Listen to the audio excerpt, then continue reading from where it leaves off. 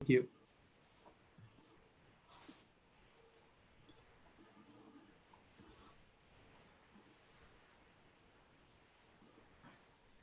All right.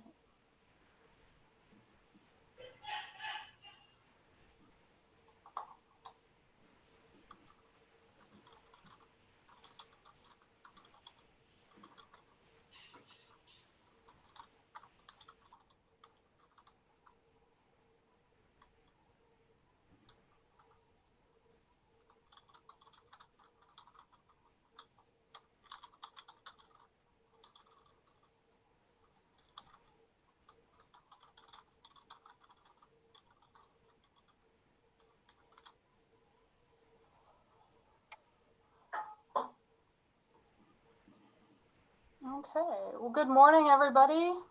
It's 9 a.m., so as people are trickling in, we'll go ahead and get started. I'd like to welcome you again to our final day of the Missouri Association for Museums and Archives Conference. As you guys have been hearing all throughout the last couple of days, our theme this year has been navigating the past, present, and future. In our great lineup of presentations, we've had some wonderful ones.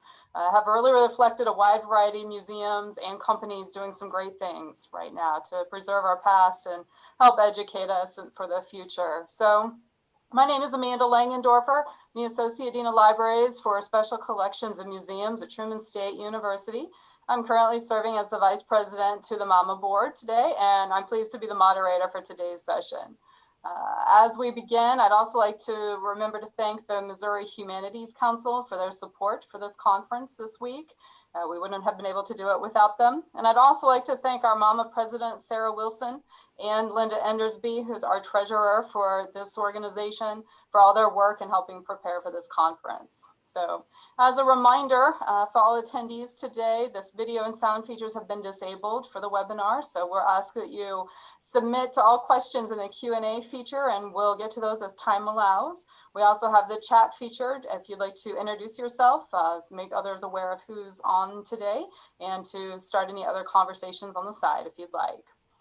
So without further ado, we have a great group today, NMBL Strategies, and I have with me Eric Morcheski, who is the Executive Director for NBL Strategies, and also Dion Brown, Managing Director of Nonprofit Services for NMBL as well. So welcome. I'm glad you guys could join us today. We look forward to hearing all about the economic impact you guys are having on everyone. Thanks, Amanda. We're excited to be here and share some of this. I am Eric Morcheski. Dion Brown is here with us too. I think from our own perspective, there we go, a little bit about us. So we focus on really three key sectors: nonprofits, public-private partnerships, and small businesses. We do a lot with data analytics throughout all of those in an effort to help our clients better understand the impacts they're making with data to support it. And I think that's really, as we were talking a little bit before all of this, having the data to support it is really critical now more than ever when you're talking about larger dollar impacts that can be attracted to support your foundation or your organization. A little bit about me: I led the largest public-private partnership in National Park Service history. Hopefully some of you have visited it, the renovation of the Gateway Arch in the surrounding area. Prior to that, I've had stops as the CFO of one of the largest museum design firms in the world, the Gallagher and Associates, spoken at NAFTA, World Urban Parks, and many others on the impacts of museums and green spaces on the community. So I get to really have a lot of fun. I really love working with museums. It's just such a fun space to speak with all of you and get to do some fun things. And Dion is our managing director. I'll let him introduce himself here. Good morning, everybody. It's great to be here. Again, my name is Dion Brown. I'm the managing director for NMBL Strategies. I did 21 years in the Air Force and started a second career in museums, and I've had the opportunity to lead several museums as its president or executive director. I worked with Eric on a project while I was here in St. Louis at the National Blues Museum, and Since then, Eric came up with this great idea for NMBL Strategies, and it's just been a blessing to be able to help different organizations carry out their missions, fulfill their missions. Yeah, so I've been fortunate to get to work with Dion on the B.B. King Museum when he was there, and then the National Blues Museum when we were building that in downtown St. Louis. And so, you know, when you find good people, you want to keep them around. So what we're here today to talk to you about is how to really recognize the economic impact you're making, and really more importantly, how to monetize it. I think it's really important today, with everything going on in the world, especially, that you can recognize the value of what you're doing for your community.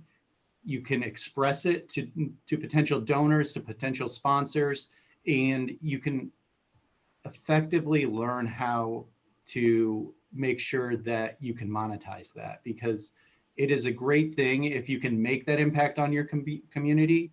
To keep making that impact on your community, you really need to be able to define how you're making it and how to monetize that. And so we're going to talk through a few things today about that.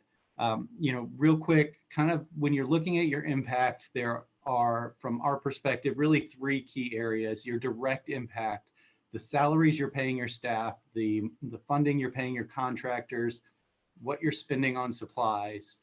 All of those are easy for you to understand because you're literally writing the checks to pay for those things. Your indirect impact sometimes becomes a little more difficult to understand, but the visitors coming in from in town, from out of town, if they're out of town, the money they're spending at hotels, on meals, on entertainment. I find a great resource for this group and the spending that occurs here is your Convention and Visitors Bureau. We worked at the Arch. We worked a lot with Explore St. Louis. They have very defined figures of how much a visitor day accounts for in St. Louis. And so, we were able to say, okay, if that's worth $93 per day, how many visitors are we bringing in to help that? The out of town secondary is that upspend that they're spending because of attending your museum. Again, a little harder to quantify, but really important if you think about the total dollars coming in, and those are really new dollars into your community. Really important when you're talking about fundraising and working with your region. The other piece that we'll touch on today, and I think is critically important, is the development, what's building around you. And we'll talk a little bit here as to why that's important and what that's telling you, what the community is seeing in your space. When you're assessing your impact, you need to look at your audience, who's attending your museum, the breakdown of local, regional, national, and international visitors, how they're utilizing your space in your region because of that. What are their demographics? Are they senior citizens? Are they families? Are they millennials?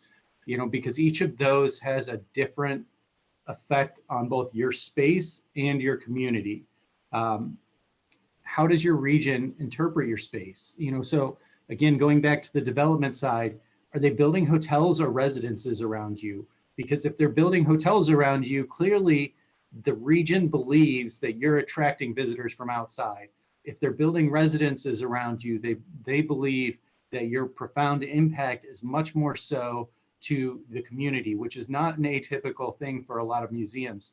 So you don't want to ignore the factors and what they're telling you. The other piece in there is, who wants to tell your story? I mean, is it the Convention and Visitors Bureau telling it on a broader level, or is it more of local organizations telling that story? Who's telling the story also tells you then who believes they're receiving the impact. And so when we look at that new audience attraction, if you're thinking through, okay, I need to understand each of these groups. I need to understand where those impacts are coming from and how to compound those impacts, how to keep improving them.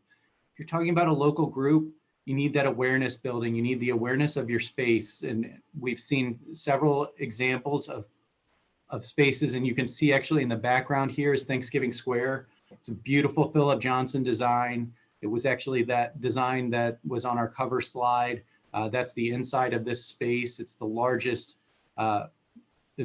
stained glass mosaic space in the world. It's in the heart of downtown Dallas, and they will tell you they don't believe that within a mile of their space, they don't believe that 90% of the residents or people working there even know they exist. So how do you build that awareness to your local community?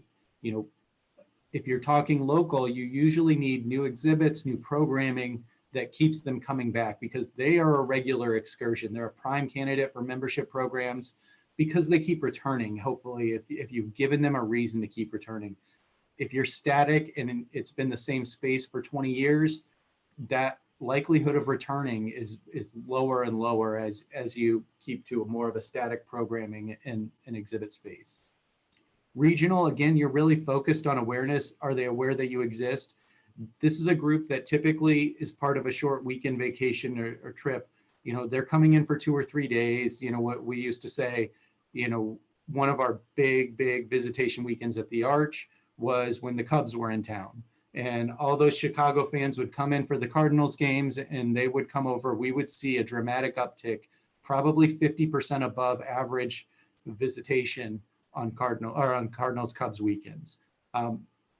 Understand, you know, who's making those trips and what else they're doing, and how you manage the dynamic of ensuring that your space is a part of that trip. On a national level, you know, what is your region currently touting? Those convention and visitors bureaus do a great job of really selling the region. You know, are they touting you as a part of that story? You know, what makes you different and interesting to a national audience?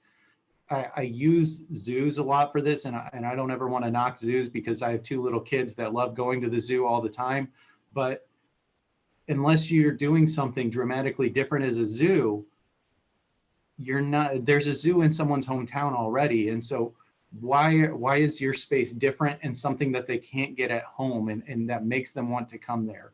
And these national visitors are typically looking at a longer trip, so they're 4 to 7 days. So they're going to have more interest in seeing other spaces within the community, and that's really important to understand. You know, how long they're staying and what type of activities they want to engage in. And on an international trip, you know, really before looking at international, it's important to understand why. You know, do you have a disproportionate amount of your current audience that's coming from international visitation, and why is that? And Dion will actually talk a little bit about an example of that later on here, but you know, international visitation always sounds very sexy. You know, when you can say, oh, we have visitors coming from everywhere around the world, it's really, you know, a fun thing to say, but it's going to be the most expensive group to attract. And if you're in an area that's not getting a large amount of international visitors as a whole, you're going to probably be spending more dollars to attract a smaller portion of visitation. And so, you know, really you've got to look at where your ROI is on all of this, where your return on investment is. The good part is international visitors tend to look for longer trips, 7 to 14 days. They are probably going to look at maybe a couple cities, maybe a couple regions. And so it may not be 7 to 14 days in your own area. You know, one thing that I've recognized, I've worked in 20 plus countries on museums around the world, and I did a lot of work in China. And one of the things I continued to hear from Chinese tourists when they were coming to the US is they wanted a photo that none of their friends had.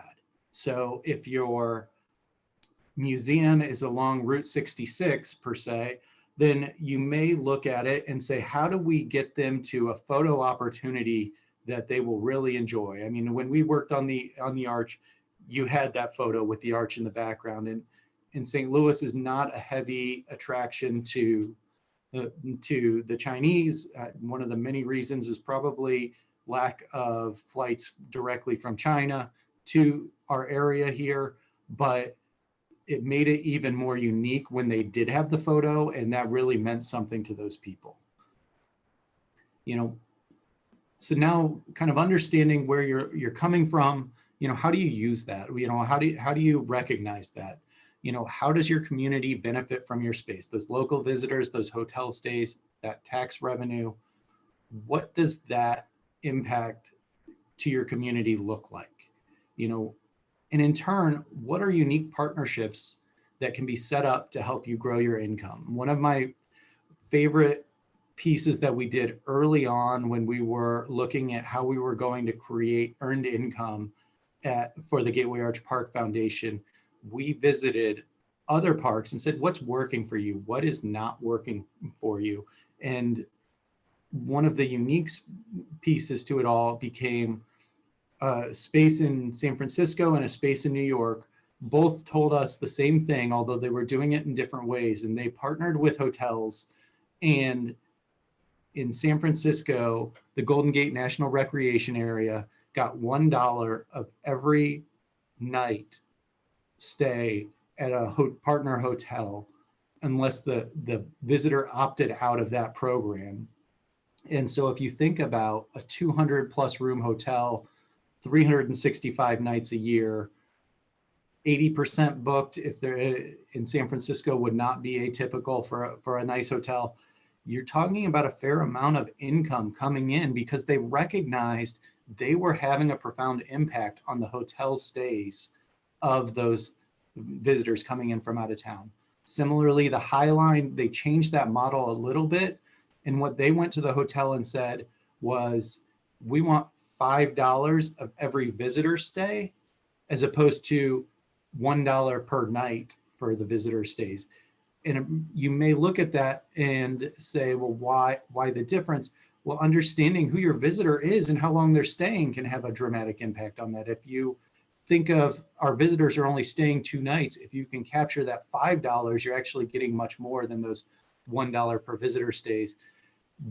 Those are a couple of unique examples of partnerships that can be formed in those hotels. You're not asking them for new funding. You're not asking them to dip into their margins. They're putting that as an add-on that a visitor, someone staying at their hotel can opt out of. And by an opt-out program, you're getting a much higher engagement out of it all. And that hotel in turn wants to represent you. And we see that those hotel stays, they're advertising a lot of that as well. So they're starting to build that awareness because they're proud of the partnership that's formed. What do you need to accelerate the growth of your organization, and does it fall within your mission? I think that's also a critical component here, is especially today where we've been going through 7 months of a very difficult time, you don't want it to veer away from your key mission, because people will lose faith in that. If you start, we all hear it, we all see it. Mission creep is a really big deal within the nonprofit space, and you need to have that direct tie to your mission. And as much as I love to talk about the numbers of everything, and they are critically important, especially for larger donations, if you lose the mission within what you're doing, you lose the emotional tie that comes to the giving and to the sponsorships and to the engagement with you. And when you lose that emotional tie, the numbers will lose a lot of their credibility as well. So again, you need that emotional tie, but you also, on the larger giving, on the larger sponsorship, on the larger partnerships, you need the numbers and the validation to strengthen your case. And the easiest one that we like to use is eyeballs. How many people are coming there and they can see a sponsor's logo. It's the more you can validate those numbers, the better. And what I mean by that is we worked a lot with Millennium Park at one time, and in discussing things with them, for the first 10 years of their operations, they said, we get 5 million visitors a year. It was a great thing. They were really proud of it. When it came time to about that 10-year, they found that a lot of the assets within the space that they had a 20-year lifespan to were actually needing to be replaced. The Crown Fountain is the big one. And that was a $12 million renovation that they weren't planning on happening for another 10 years. So they started to ask, why are we having to replace something that should have a much longer lifespan? Well, as a part of that, they did a visitor study, and that visitor study validated that they were getting 15 million visitors a year as opposed to 5. That excess visitation was wearing out the space more. And it makes perfect sense to all of us. What they changed for a period of time then in their marketing was, we are the #1 visitor attraction in Chicago. And that, being able to say that with credibility and the numbers to back it up, really had a profound impact on the giving that went into their efforts. So how do you use these pieces? What do they correlate to? Dion, I think you're going to talk a little bit here, I think, about, what each of these people and how to engage the value out of them. Yeah, thank you, Eric. Yeah, so, the correlation between the local, regional, and visitors, what this slide doesn't show that some of the things you do, they actually overlap with one another.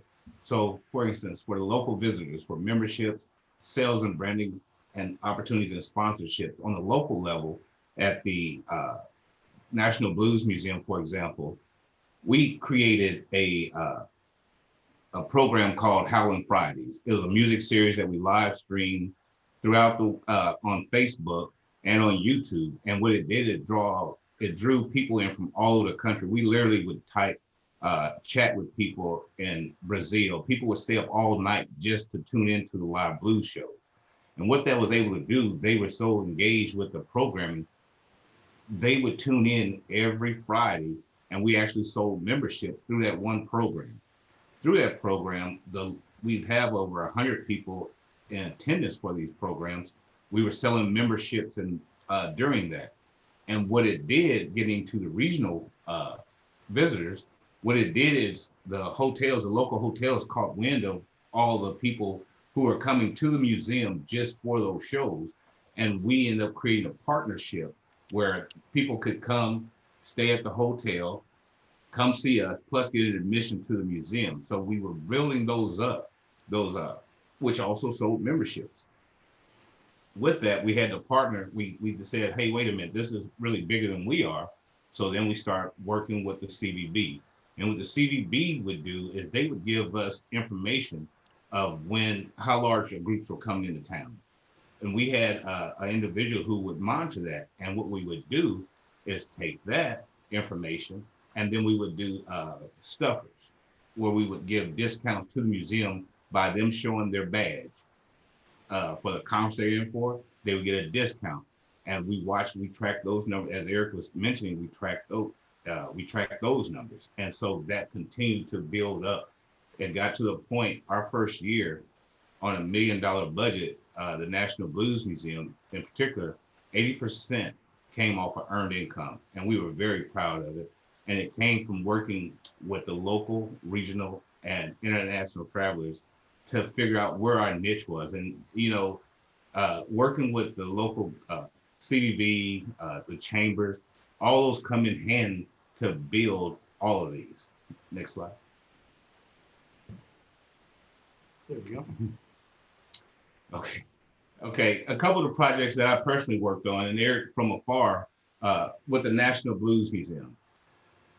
When the National Blues Museum was created downtown prior to opening, the developer had an idea that make it an entertainment district. And what it did is it brought in Sugar Fire, great restaurants. So when we opened, people would be able to have that live entertainment plus great dining. And actually we worked partnerships with each one of those restaurants in the area that people would receive discounts. So again, we're building relationships through that developer's vision to tie in all of us together. Lumiere Casino was our largest sponsor at the time. And actually what they did, they would even advertise for the museum on their jumbo screen outside. So that was a great relationship. With the significant growth in residential living in the immediate surrounding, with everybody moved at the time, I don't know if that still is the case, everybody wanted to move downtown. So again, because of that residential, we targeted a lot of our live music towards those people who were in those apartments within a 6-block radius. And they would come on, we used them to build up our Sunday crowd to give them something to do. They got a discount on admission for our Sunday programming. And then that became so popular, what we did is gave them a combo ticket, because some people would just come to the concert. And what we wanted to do, even with the tourists that were coming into town, we said, hey, okay, we know these people are coming, so what can we do to capture more? Because in museum spaces, we know we have to have foot traffic inside to get them to spend money in our retail shops. So we came up with a combo ticket. Those combo tickets, what that allowed people to do is to tour the museum and then see a live show, which also in turn meant they would spend more time in our facility, which gave them the time to spend in our gift shop, which was an incredible idea that somebody else came up with, but it benefited the museum. Again, like I said, at the National Blues Museum, that project alone, we were doing 80% of our budget off of earned income. Next slide. At the B.B. King Museum, another unique story. You have to understand, in Indianola, Mississippi, the hometown of B.B. King, the population is 10,000 people. Of that 10,000 people, it won't sound like a lot, but we brought in 30,000 visitors per year to that museum. So we tripled the actual population just on tourism. Because of that demand, it helped the economy because 7 new restaurants opened. There wasn't enough places to eat. So because of the B.B. King Museum, our impact on the community was just that. 7 new restaurants opened to fulfill the need of our guests. The Greenwood, Mississippi, which is about 20 minutes away, it sits on the Mississippi River, and they have a cruise ship that cruises, and that's one, I can't remember, American Queen is the name of the operator. And what they did is, because of our advertising and attending trade shows, they found out about us, and what they did is they started sending the cruise ship that would anchor dock there in Greenville. They created a tour in itself that would bring guests over to the museum. They started coming up with demands, and here's where it comes into knowing your crowd. Those some of those tours, they wanted a gospel choir to greet them. So we talked with the community, and so we had choirs literally once a week set up in an auditorium to greet the guests when they came in, and it just increased for that company their tourism because of word of mouth. Then it got another add-on for the museum out of not only do we get their attendance, but then the tour operator start buying gifts for their guests and presenting them with mugs from the B.B. King Museum, which drove our retail sales up even more, because once they got that, they wanted another one to give to their family members. So the tour bus companies, that's key. You know, we're doing that. We found out that a lot of our teachers, a lot of our guests, 35% were coming from international travel. And as Eric mentioned earlier, when they come for anywhere from a week to 3 weeks. What that did for us is we created a festival. September through October is festival season in Mississippi. So to keep people in the area, we combined like 7 different festivals so that the timing would capture that 3-week period. So no matter when the tourists came, they could always be guaranteed to catch a musical festival. And that was a partnership between Arkansas, Tennessee, and Mississippi. And on here, it talks about $165,000 in grants we passed through for teachers, schools, and supplies. Again, this is building up a relationship within that community with the teachers, the mayor, the local officials, because what would happen, because of the programming we're doing, we were receiving these grants. But again, they were passed through grants, so it went right back into the economy, to the local economy, and it helped them tremendously, along with it gives us recognition as the museum was doing all these great programs, but they were funded and it was going right back into the community. And that made the museum stand out in that particular city. Thanks, Eric. I've talked a little bit about the work at the Arch. If you haven't seen it, got a short video here. to kind of give you an idea of what went into this. This public-private partnership is incredibly valuable. Makes me proud. Proud to be a St. Louis. Proud of the partnership that came together. Some parts of blessed partners that can help with major projects, but to just scale and size and complexity, I've never seen it like in the 35 years that I've been working in the park service. So quick little video that we ran prior to the opening of the space. You know, we talked then a lot about the development side of how we were changing the downtown community.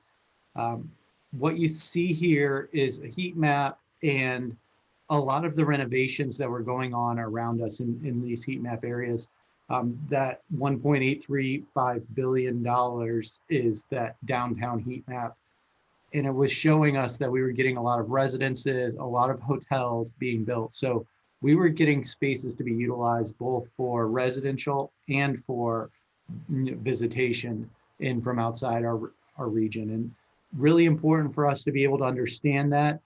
I always had to say, you know, we'd have someone ask, you know, which one of these are you specifically responsible for? And it's not that we were specifically responsible. Perhaps I could actually probably list a few that said, maybe we weren't responsible for the project ever to happen, but we were responsible for when the project happened. Some we were probably even responsible for it happening at all. But what was more important is that we were part of a story. We were a piece to the puzzle that made an improved downtown, just like the National Blues Museum was a piece to that puzzle. And they all built on each other until we could finish the puzzle, until we could keep moving that forward. You know, and so one of the things that was really unique that we did is when we were setting out and starting the project, we ran an economic impact study, and it said, you know, we're going to do these great things and it's going to have this type of impact on our community. Very rarely in life does anyone ever go back and check, did we meet what we told the public we would meet? To me, this was critically important. And the reason it was critically important was we needed to be able to look our donors in the eye after a major capital campaign and say, hey, we delivered on what we told you we would. We told you this would have a $300 million impact, and we had, in this case, $1.4 billion impact. We went above and beyond here. And if we hadn't met it, I needed to be able to look them in the eye and say, here's why we didn't meet it. And here's what we're going to do about that. And people will respond to that honesty and people will respond to it. But if you don't have the information, you can't have that legitimate conversation. You know, and so when we look at it, we've listed several stories that have happened over the last 10 years here with B.B. King, with the Blues Museum, with the Arch. Obviously, we're in a very different environment than we were prior to March of this year. You know, when you look at the current landscape with just over 900,000 registered nonprofits in the US, 92% have a budget less than $1 million. Nonprofits as a whole are primarily community-based, a very local focus, but half of these groups have less than 3 months of cash on hand, 10% have 1 month, and they're losing sales, events, and fundraisers. You're all seeing that loss. Today, more than ever, is a time where you need to figure out how you're offsetting those losses. And so hopefully when we've talked through some of these things, you're able to see that there are ways that are maybe the non-traditional means of offsetting some of those losses. And what we're really seeing, how it's being handled by nonprofits, is we're seeing many nonprofits take the approach of let's minimize costs everywhere possible, minimize our staff, minimize our marketing, minimize, you know, anything, any person we're working with. It's understandable. I'm never going to blame someone for saying cut costs where we can. But what we're seeing is AAM this year in the summer ran a survey that stated that 1 in 3 museums will close in the next year. And that group, that one, is going to come most likely from the groups not adapting and finding new revenue streams, building program awareness. They're going to fall into this group, and you don't ever want to be the casualty of this. You know, those groups that are being nimble, I like that word since our name is NMBL Strategies. So I picked it very intentionally, but you know, the nonprofits that are seeking new opportunities to build their brand. I use a client of ours, Thanksgiving Square, which was that chapel you saw earlier. They started a program this year. Their mission is focused on showing the gratitude of Dallas. So they started a program called Serving Up Gratitude in April. They raised just over $250,000, which for some groups say, okay, like that's a really good number, but we've raised a lot more than that. This group had never raised $250,000 for any type of event. The most they had ever raised was when they built the square in the 70s, and they had never come close to this type of number since then. So they took that money and they purchased meals from small local restaurants and fed nurses, doctors, and first responders that were directly working towards the community COVID efforts. And so when you think about the gratitude that can be shown from those small local restaurants that were really struggling when we think of April and May and June of this year, and all the nurses and doctors and first responders, this was an incredible opportunity for them to build their brand. And as you remember, I talked about their brand wasn't known by 90% of people that were within a mile of their space. So instantly they were getting covered by the Dallas Morning News, by the Dallas Business Journal. All of these spaces were really talking about them. Their social media grew dramatically. They built an awareness that will allow them to be a bigger fundraising source in the future and to have a more profound impact on their community. So this isn't a time that you have to say, we need to hide, we need to cut our costs. This is a time where you have to look at what are we doing and what needs to change so that we can have a more profound impact, so that our mission can be heard and we can really engage people in a new way. You know, right now as well as in the long term, you know, I'm sure all of you are seeing reduced donations and sales and visitation. That's obviously having an impact on all of us, and it's why a lot of these groups are trying to minimize their costs. You know, we're seeing museum and green space closures, either for temporary or for permanent occurrences. And in turn, that's having an effect on their communities around them. Restaurant and hotel closures are really up a lot at this time. And in that visitation, that tourism is a part of that problem. You know, really what I want to leave you with, and what Dion and I want to leave you with here is, right now, you need to be thinking about how you're adjusting your strategic and business plans to maximize your earned income to offset those losses that you were seeing, whether that's through fundraising or sales. And it's more critical now than ever that you're really thinking through your earned income sources and where they're coming from and how you maximize them. I don't think that kind of wraps up a lot of what we had. Hopefully we did okay on timing. You know, if there's any questions, we're more than happy to answer them. I don't know if the best way for us to find the questions. Maybe Amanda, if you could help us a little bit.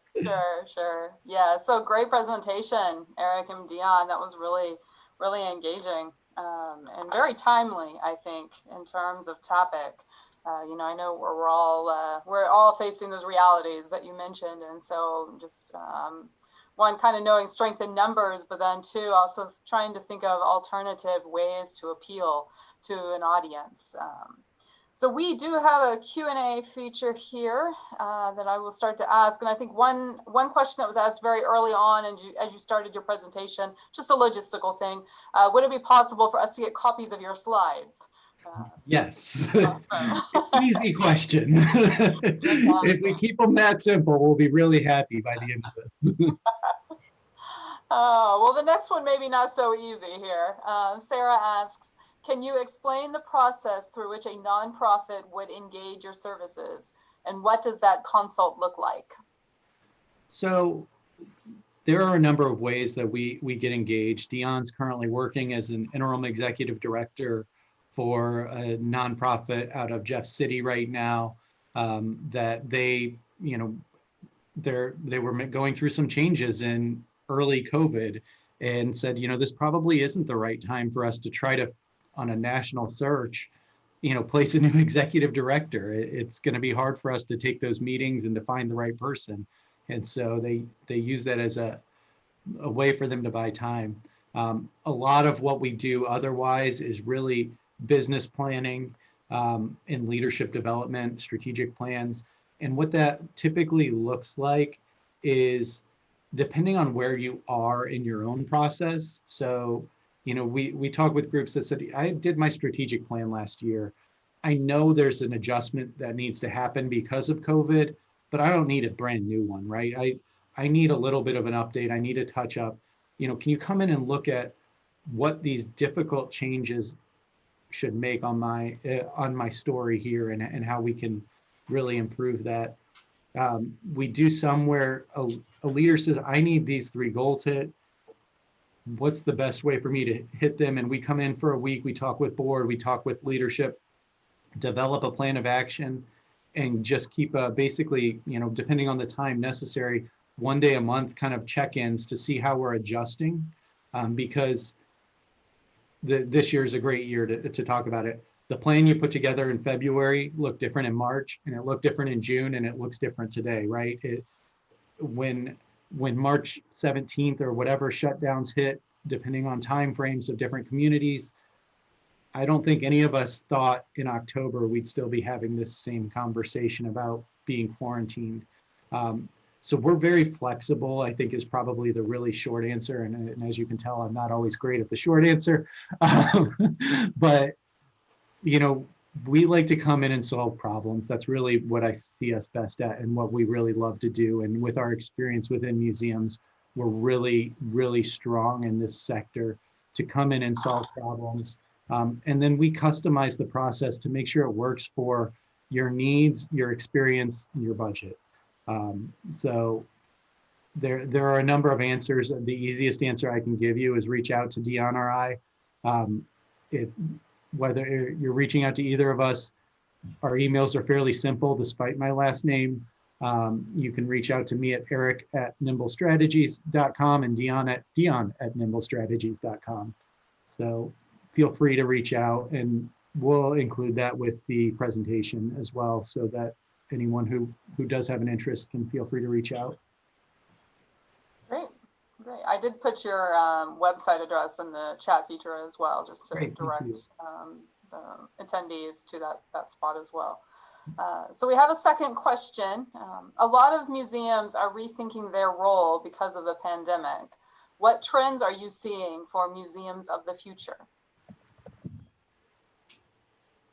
So we have a lot of these conversations, especially with architecture firms. I think we work a lot with design and architecture, because I think that's where people think of, that trend for the future is a physical trend. But I think there's non-physical trends that are happening too. I think we were seeing some of them already in that digitization of who you are as a museum, in that probably social media has played a profound impact in that. But I think that's also progressed further. Is one of the things that we continuously heard at the Arch was, how do I engage more with your story? And if you're able to spread your story out across a further presence, you're gaining more engagement to it. And so digital is a much easier way than physically spreading your message out. And so I do think that's only going to continue here. Dion, I always feel like we get into these and you never say anything. I don't know if you have any thoughts here as well. Yeah, I would like to add on that, Eric. Thank you. You hit on social media. I like to think that the museums I've been associated with were out in front of using the social media aspect, not just through Facebook and Twitter or Instagram, but using live streaming capabilities to get your message out beyond your walls.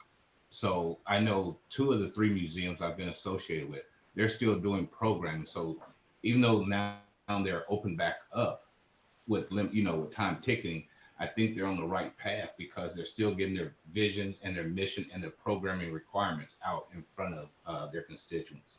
So I think there's going to come a time where they'll loosen up the time ticketing, but until then, you have to keep on fulfilling your mission and being out in front of your constituents for those who are able to get on the social media platforms. So one of the things I kind of want to follow up on that just a little bit with a conversation we started actually right before the webinar began. And so one of in your session description, you also talk about green spaces. And I know we started mentioning a changing demographic or changing focus of some of the younger generations who, when they want to work with a company or utilize a company's services, they're very interested in its corporate philosophy. I'm wondering if you 2 could talk a little bit about how that might impact museums in terms of, developing a philosophy that is appealing, whether it's sustainability or social responsibility or something of that nature. Yeah, you weren't going to just no more softball questions. I Sorry. I think as a whole, the nonprofit industry, you tend to find that people are working for passion. You're not finding people get into working at nonprofits because it's where they're going to get rich. So you kind of already start with a premise of a simple premise of passion. And now then it becomes about how do you engage that passion and how do you bring that passion out of the people working for you.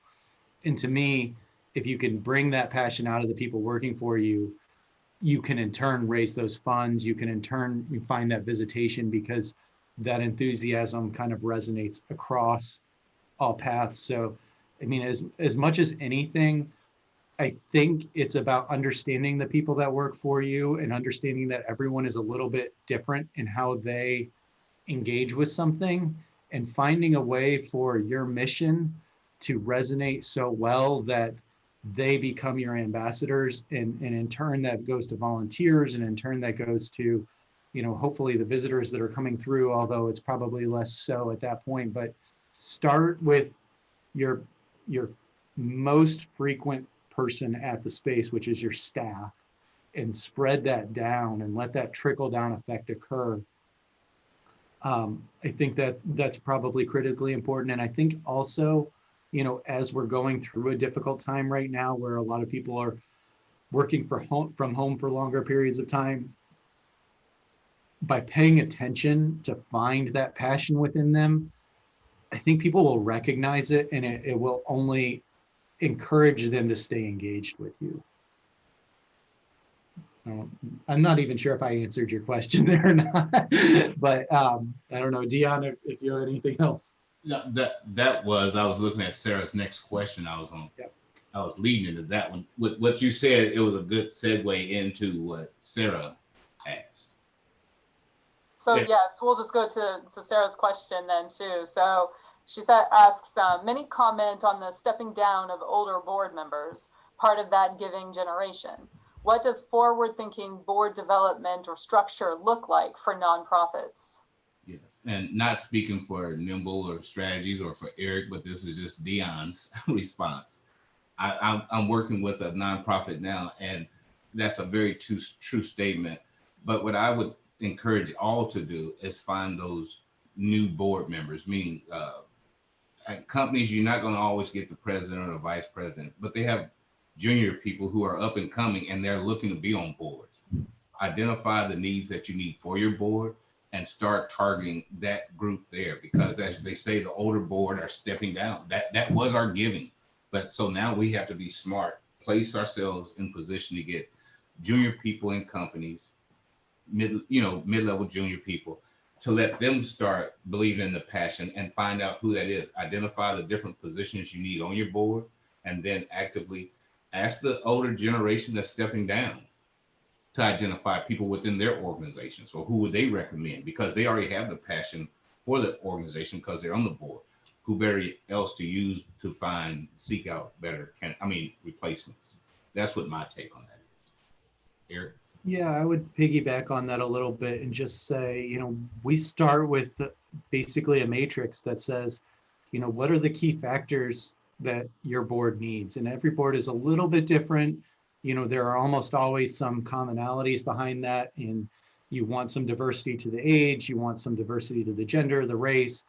You also want people with access to giving. You want some people that are going to be stronger in giving of their time. You want someone that has legal experience or finance experience, and so a matrix tells you what you have and what you're missing. And as you start to say, okay, what do our next 3 years look like? What do our next 5 years look like? How do we prepare for that? I think then, looking to what Dion was saying, up and comers within an organization can be really vital for that. If you think you're going to have a construction project, maybe the CEO of a construction firm isn't going to want to do it, but as Dion pointed out, some of the younger generation rising up is maybe a good way to get them engaged. I always want the access to the community as a part of this, and you want to represent the community when you're looking at your board. And so by access, a lot of times when I say access to community, access to giving, we really try to look at, maybe they aren't the one writing the checks, but how do they influence them? And so, one of the ways that I've done this in the past is identifying which company we're trying to get into and going to their head of giving or their CEO and saying, would you recommend someone at your company that you feel would be a good fit for our board? And obviously that takes some relationship with them. Obviously, all of board development is relationship building, just like fundraising. And I think that's, critically important to really think through, but someone's going to feel much more willing to write a check if they feel you've listened to them when you're trying to grow your own organization. If you can very clearly say, here's what we're looking for. We need more finance experience. We need more legal experience on our board. We need more HR experience on our board. Do you have someone that would be a good fit for it? The old saying, and I always butcher it, but if you ask someone for $1, they'll give you $1. If you ask someone for advice, they'll give you money forever. Maybe that's a slight exaggeration, but the premise of it is true. You'll get a lot more by asking advice a lot of times. Very sound advice. Thank you. Well, I'll ask if our panelists or our attendees have any more questions, and our panelists, if you have any more final thoughts as we wrap up today's session. I think it's really important right now to rethink, business plans and earned income now more so perhaps than ever. And I think there are unique ways to find that in your community. And I think that's really important as we all, none of us are sitting here going, let's just call it a day and close our doors. And I don't think anyone who even does end up closing their doors sets out one day to say that. I think oftentimes it becomes a result because we haven't, found the right method for our own success. Bill, and thank you all for allowing Eric and I to be a part of your conference. And thanks for getting up to listen to Economic Impact. Well, we appreciate all you've done today. This has been a really great session. Lots of thank yous in the chat feature over here. So thanks for some great advice. I think we have some things we can take away. And with no further questions or any comments from our attendees, just like to say thanks again and hope everybody has a great afternoon. We do have one more session for today. The next session has actually been canceled. The speaker had a family emergency, so we will not be presenting at 10 o'clock today, but our next session is slated to begin at 10:45. That is Kristen Swain with the School of Visual Studies, University of Missouri. She's talking about the collection, The Missouri Heart of a Nation, art collection as artifact, archive, and living laboratory. So we hope you're able to join us for that one. Eric and Dion, thanks again so much for joining us. It's been a pleasure talking to you this morning. Thank you. Thank you.